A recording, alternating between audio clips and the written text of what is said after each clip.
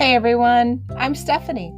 I'm a book-loving, notebook-hoarding reader and writer on a mission to change lives one book and one notebook at a time. And this is the Get Literate podcast. On this podcast, we explore the power of leading literate lives.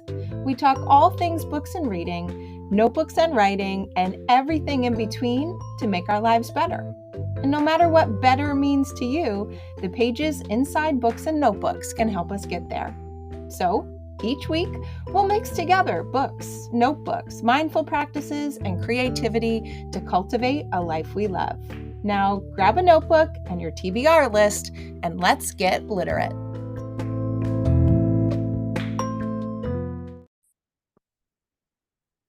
Hey everyone, and welcome back to another episode of the Get Literate podcast.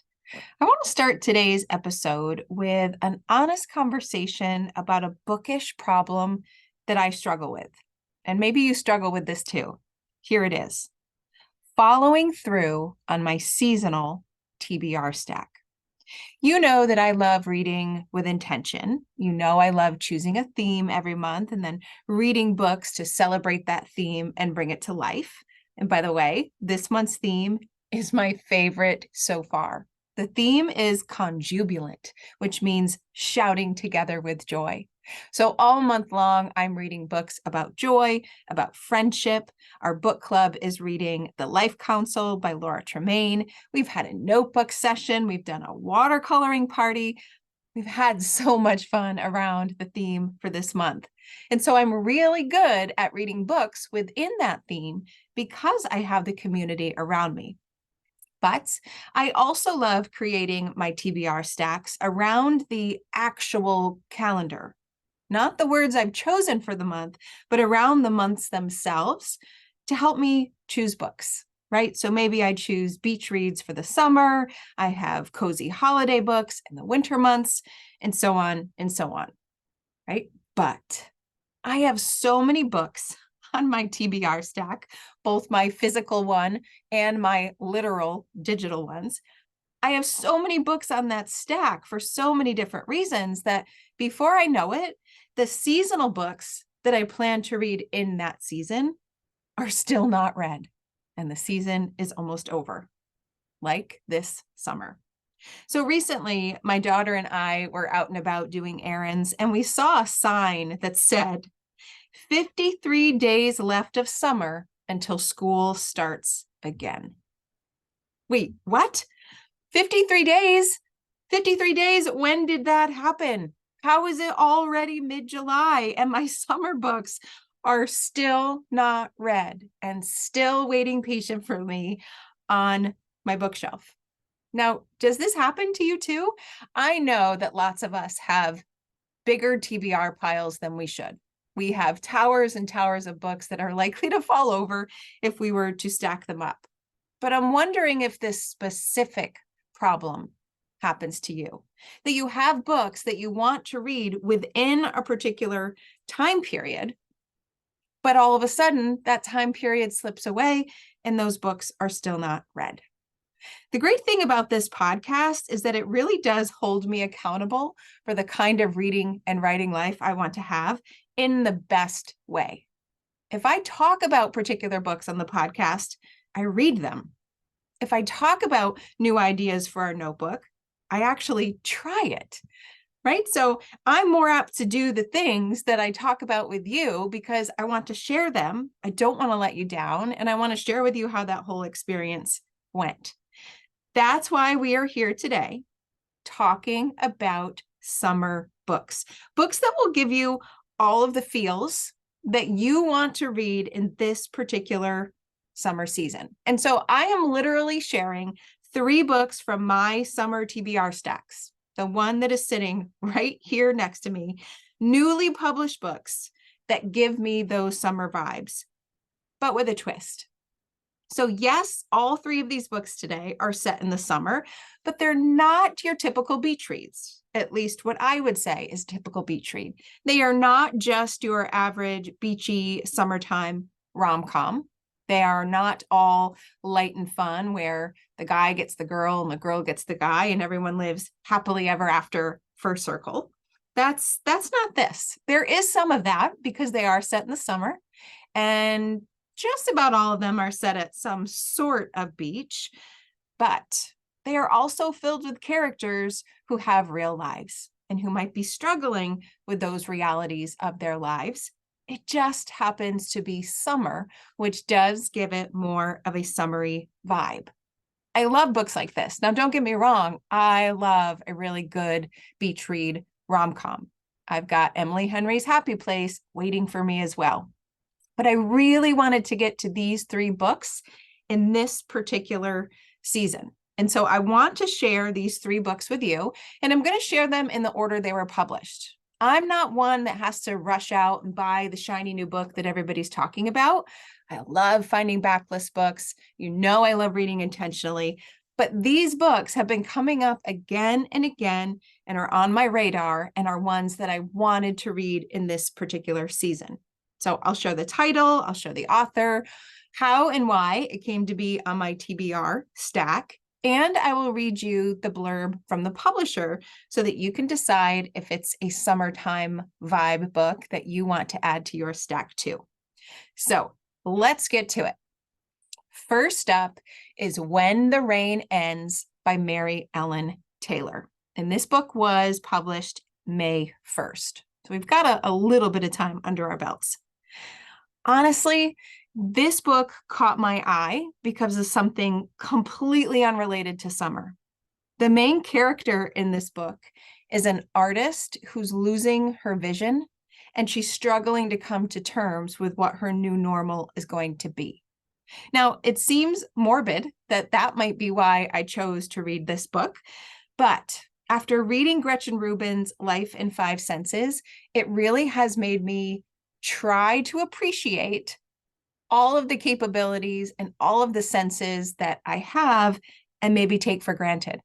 And Life in 5 Senses, the whole project for Gretchen actually started after a visit to her eye doctor when she had that thought of, what if I lose my sight? What if one of our senses goes? Are we really enjoying life the way that we want to? So after reading and loving Life in 5 Senses so much, seeing this book and seeing the premise behind it, and then knowing it also took place in the summer and has some really rich mother-daughter themes inside, which I love. You know, I love a good family saga. I knew it was a book that I wanted to read. So let me go ahead and read the blurb for you in case you want to read it to your TBR stack too. When artist Dani Peterson learns she's slowly losing her vision, she becomes unmoored. Her ex-husband died only months before, leaving Dani and her preteen daughter grief-stricken. Suddenly, the life Dani built for her family on the Outer Banks feels like a painful reminder of all they've lost. On a whim, Dani sells her waterfront home and buys an old farm inland near the Virginia state line. But Dani's daughter recoils at the sudden, drastic change. The Outer Banks' sun-swept beaches, pink dawns, and savage storms are all she's ever known. But Dani is resolute, and the pair move to Virginia to embark on a challenging renovation. That summer, their efforts to turn a rundown silo into an art studio bring forth new friends, new loves, and new challenges. As mother and daughter navigate the fiercest storm of their lives, they learn that instead of waiting for the skies to clear, they can withstand the wind and the rain so long as they do it together. Oh, that's like everything I want in a book, especially for the summer season. It's taking place over the summer. We do have a little bit of those Outer Bank vibes, even though they are leaving the Outer Banks to go to Virginia. We have a challenge, right? Turning a rundown silo into an art studio, bringing in creativity and new lines of thinking, and of course, the mother-daughter relationship through it all. So When the Rain Ends by Mary Ellen Taylor is the first book on my summer TBR stack. And we'll have to decide the order that I'm going to read these three. But for now, this is the first one I'm presenting to you because it is actually the oldest. And I'm jokingly saying old because it was just recently published on May 1st. Now, the second book I cannot wait to get my hands on. And the second I read the title to you, you're going to know why. This book was published June 6th, so not too long ago, and it's called The Bookshop by the Bay by Pamela Kelly. I mean, do I really have to say more about why I chose this book? We've got a bookshop, we've got beach, we've got summer, we've got all of the things that I would love. Now, I've seen this on a couple of online roundups and a couple of blogs, but it's a best-selling author that is actually brand new to me. So not only did it fit all of my summer reading boxes, but it's introducing me to a new author that hopefully I can jump in and enjoy her backlist as well. So let me read you what the publisher says about The Bookshop by the Bay. Two lifelong friends, one bookshop by the beach, and the summer that could change everything. Jess loves her work as a high-profile lawyer in the respectable and austere city of Charleston. But when she finds her husband, Parker, has been cheating on her with his assistant, she retreats, with her 30-year-old daughter, Caitlin, to support, to her childhood home on Cape Cod in Chatham. Caitlin has always been bright, but directionless, looking for her passion, but keeps coming up blank. And Jess needs to regroup with the help of good food and wine, the company of her best friend, Allison, and come up with a plan for the future. Allison's career has hit a low. After 20 years as an editor for the Chatham magazine, circulation is dwindling. And though her boss and longtime friend Jim does everything to keep her, she has no choice but to take a step back. With a career on hiatus and her main relationship being with Chris, her ex-husband, who is still a good friend, Allison is at a pivotal point in life. Her daughter, Julia, opened her own artisanal jewelry shop a year prior, and she has the kind of day-to-day fulfillment Allison yearns for. When Allison stops into her beloved bookstore one day and learns that the owner wants to sell, a long-held dream turns into a reality thanks to Jess. Allison and Jess set a plan in motion, and what was once a place that held warm childhood memories is now theirs to run. As the two friends, along with the help of their daughters, reopen the doors of their cherished bookstore and adjacent coffee shop to the community, they also open themselves up to the possibility of romance, the bonds of mothers and daughters, and the magic of second chances. Can you just hear my excitement over this book? I mean, come on, friends coming together to open a bookshop that's also a coffee shop and figuring out what your day-to-day fulfillment might look like and following the dream all in the summertime? Heck yes. Sign me up for this one. So far, this one is in the running for the first book that I will finally read off of my summer TBR stack. That's The Bookshop by the Bay by Pamela Kelly. Now I have one more book to share with you, and I'm a little torn because I'm pretty sure I want to read this one first too. So I'm going to need your help deciding. You're going to have to send me some voice messages or direct messages or help me vote on social media because this is definitely going to be a hard decision. Third book up, published June 13th, which was just a little over a month ago, is a book by one of my favorite authors. This book is Famous in a Small Town by Viola Shipman. I love Viola Shipman, aka Wade Rouse. I just fell head over heels for A Wish for Winter. I was smitten with the characters. I loved the writing.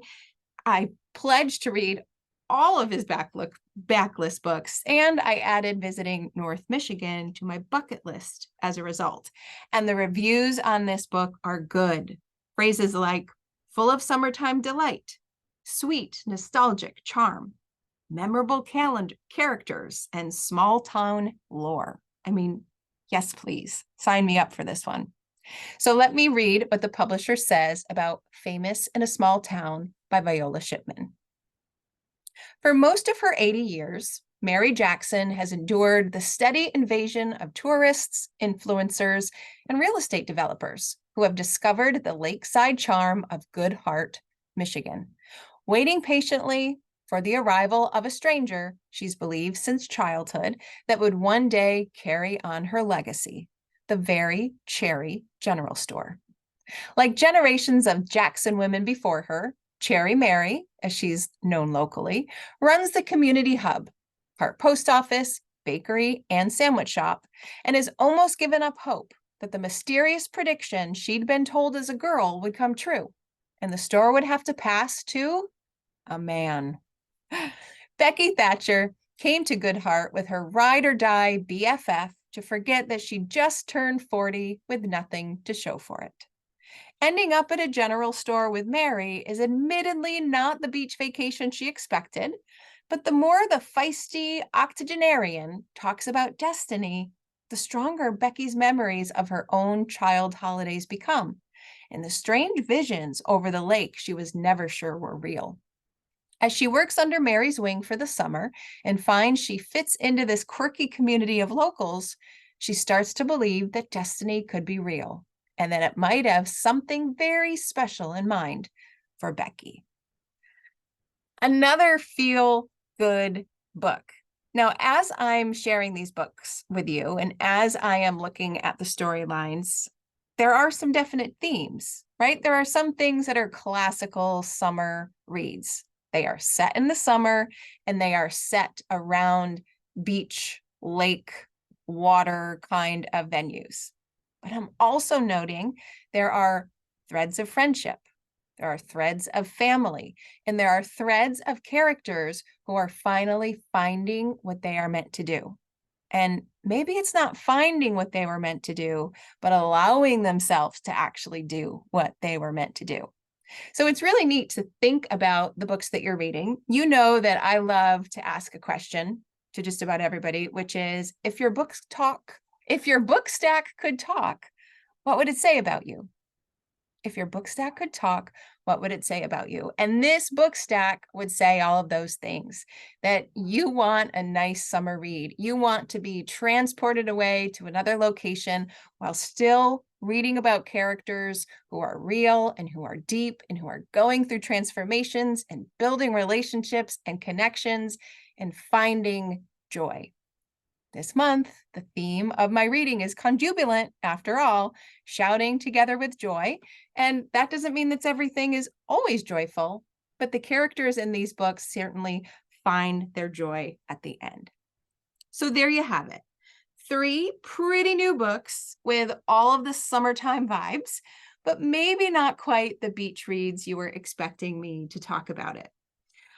I know I have my 3 to read, but I still would love to know what your summertime recommendations are. So you can find me at alitlife.com and comment on the show notes for this episode, or you can head to your favorite social media platform and find me at Afanita Lit. And by the way, I did do it. I joined Threads. I don't know what I'm going to do there or what it's going to look like, but I am on Threads at Afanito Lit. And I'm thinking it will be just a very informal space to share my reading and writing life in the day-to-day moments when I'm literally actually reading and writing that day in hopes of connecting with other people who want to do the same. And remember, I also have my Get Literate Facebook group. All you need to do is click on the link to join, agree to the rules, let me know what book you're reading lately, and I'll let you right in. You can always comment on my summer TBR stack there and share some new titles that you think I'd like. And if you want, you can always join us inside of my Get Literate Patreon community for more summertime fun. We are all sorts of conjubilant this month. We have read, we have written, we have notebooked, we have watercolored, and it has been fantastic. So until the next episode, everyone, thanks for listening and happy reading.